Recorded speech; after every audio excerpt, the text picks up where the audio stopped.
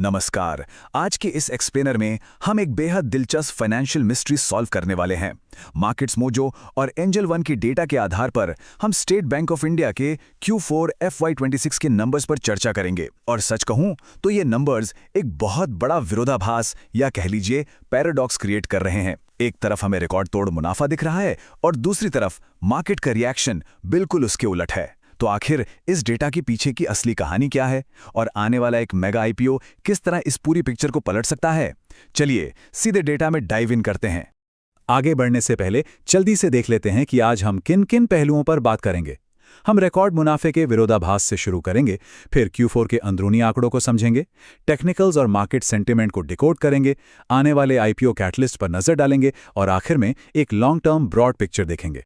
तो चलिए शुरुआत करते हैं हमारे पहले और सबसे हैरान करने वाले सेक्शन से, रिकॉर्ड मुनाफे का विरोधाभास और सुर्खियों का टकराव। 80,032 करोड़ रुपए। जरा एक सेकंड के लिए इस नंबर को प्रोसेस कीजिए। ये स्टेट बैंक ऑफ इंडिया का अब तक का सबसे बड़ा record breaking absolute profit figure है। हेडलाइंस देखकर तो ऐसा ही लगता है कि बैंक बिल्कुल शानदार परफॉर्म कर रहा है ना, सब कुछ एकदम परफेक्ट लग रहा है। लेकिन असली ट्विस्ट यहीं आता है। जैसे ही ये रिकॉर्ड प्रॉफिट अनाउंस हुआ, स्टॉक 7% धड़ाम से गिर गया, बिल्कुल एक भयंकर सेल ऑफ। और यही हमारे आज के इस एक्सप्लेनर की सबसे बड़ी पहेली है। अब आपके मन में ये सवाल जरूर आ रहा होगा कि 80,000 करोड़ से ज्यादा का ऐतिहासिक मुनाफा कमाने के बावजूद मार्केट ने इस तरह का 7% का नेगेटिव रिएक्शन क्यों दिया। इस सवाल का असली जवाब हमें इन चमकती हुई हेडलाइंस के पीछे अंडरलाइन डेटा में मिलेगा। तो आइए इस पहेली को सुलझाने के लिए सीधे Q4 आंकड़ों की गहराई में चलते हैं और समझते हैं कि हुड के नीचे असल में क्या चल रहा है। दरअसल मार्केट सिर्फ ओवरऑल प्रॉफिट का एब्सोल्यूट नंबर नहीं देखता, वो ग्रोथ और फ्यूचर रिस्क को भी प्राइस इन करता है। अगर आप ध्यान दें तो year on year profit growth धीमी होकर सिर्फ 5.6% रह गई थी।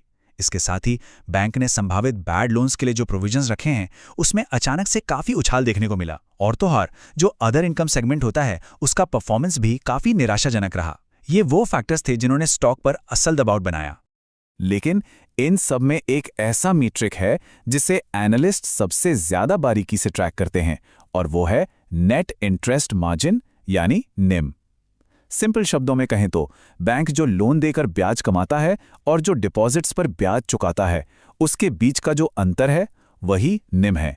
आप इसे किसी भी बैंक की प्रॉफिटेबिलिटी की धड़कन मान सकते हैं। अब इस चार्ट को देखिए, ये बहुत कुछ साफ कर देता है। पिछले कई क्वार्टर्स से निम लगातार 3% के ऊपर मजबूती से बना हुआ था, लेकिन इस Q4 में हमें एक साफ मार्जिन कंप्रेशन दिखा और ये 3% के बहुत ही क्रिटिकल साइकोलॉजिकल थ्रेशहोल्ड के नीचे फिसल गया। मार्केट को ये बात बिल्कुल पसंद नहीं आई और उनके अलर्ट सिस्टम्स एक्टिवेट हो गए। इसके साथ एक और चीज समझना जरूरी है, पीयर वैल्यूएशन। अगर हम SBI की तुलना बैंक ऑफ बड़ौदा, PNB या कैनरा बैंक जैसे पब्लिक सेक्टर पीयर्स से करें तो SBI का प्राइस टू बुक रेशियो 1.77 है, यानी ये पहले से ही काफी प्रीमियम पर ट्रेड कर रहा है। और जब कोई स्टॉक प्रीमियम पर होता है ना, तो अर्निंग्स में हल्की सी चूक के लिए भी मार्जिन ऑफ सेफ्टी बहुत कम होता है। मार्केट कोई गलती माफ नहीं करता। चलिए अब फंडामेंटल से आगे बढ़कर टेक्निकल्स और मार्केट सेंटिमेंट की बात करते हैं और देखते हैं कि स्मार्ट मनी का फ्लो क्या कह रहा है। अगर हम ओनरशिप स्ट्रक्चर पर नजर डालें तो ये बैंक की अंडरलाइंग स्टेबिलिटी को साफ दिखाता है। प्रमोटर के पास एक बहुत सॉलिड 55.5% की होल्डिंग है। और ध्यान देने वाली बात यह है कि डोमेस्टिक इंस्टीट्यूशंस यानी DIIs का 26.2% बैकिंग भी मौजूद है। यानी गिरावट के बावजूद long term structural support market में पूरी तरह से इंटैक्ट है। लेकिन अगर टेक्निकल मोमेंटम इंडिकेटर्स की बात करें तो वहां एक तरह की रस्साकशी चल रही है। एक तरफ RSI 34.17 पर है, जो बता रहा है कि स्टॉक ओवरसोल्ड जोन के करीब है और एक न्यूट्रल कंसोलिडेशन दिखा रहा है। वहीं दूसरी तरफ MACD सिग्नल लाइन के नीचे -23.87 पर है, जो साफ साफ बेरिश मोमेंटम का संकेत दे रहा है। तो टेक्निकली पिक्चर काफी मिक्स्ड है। इस तकनीकी खींचतान के बीच ट्रेडर्स की नज़र जिस एक सबसे क्रिटिकल लेवल पर टिकी है वो है 1055.77 रुपए।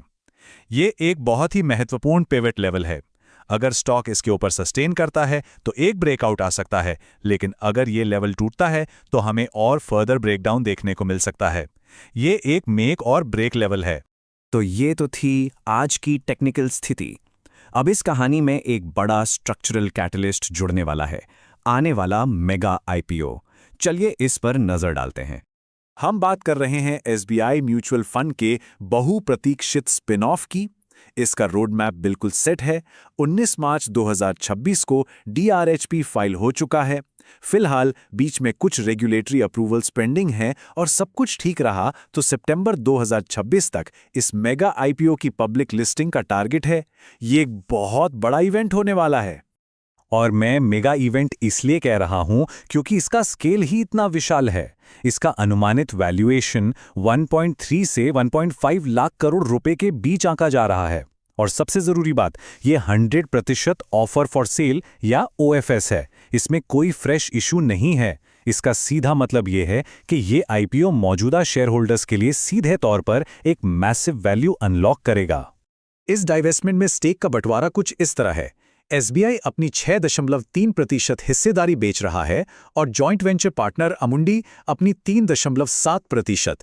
इस बिक्री से जो कैपिटल जनरेट होगा वो बैंक की बैलेंस शीट को एक बहुत ही शानदार फाइनेंशियल बूस्ट दे सकता है। तो इन सारे फैक्टर्स को देखते हुए चलिए जरा जूम आउट करते हैं और समझते हैं कि लॉन्ग टर्म इन्वेस्टर्स के लिए इस साइक्लिकल मार्केट में बड़ा नजरिया क्या होना चाहिए।